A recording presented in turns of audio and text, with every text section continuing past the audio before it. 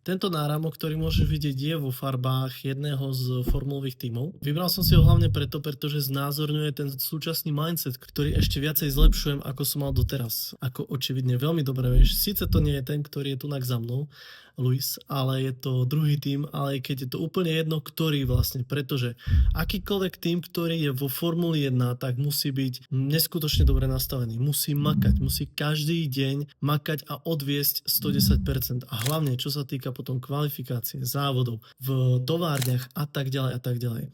A hlavne aj preto som vytvoril komunitu, kde budem robiť aj videokurs na túto tému, tohto McLaren mindsetu. V tejto komunite nájdeš ľudí, ktorí sú inšpiratívni, ambiciózni, neboja sa povedať svoj názor a hlavne sú účastníci 90-dňovej výzvy, ktorú robím. Čo je to 90-dňová výzva? Chcem sa stať nejakým človekom za 90 dní, tak robím to, čo ma tam dostane.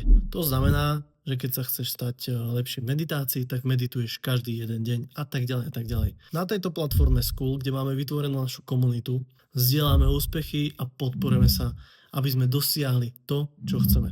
Ak si dopozeral to video až do konca, máš u mňa obrovský rešpekt, pretože nejdeš tým dopamínom, nejdeš tými scrollovaniami, nejdeš tým všetkým, daj mi to vedieť do komentáru a pošlem ti zároveň aj viacej informácií ohľadom tejto komunity The Unlimited Mindset. Teším sa na teba vo vnútri, neváhaj a pridaj sa. Je to veľmi dostupné, je to úžasné, každému to veľmi pomôže, som o tom nesmierne presvedčený, stojím za tým, pretože je to neskutočná kvalita.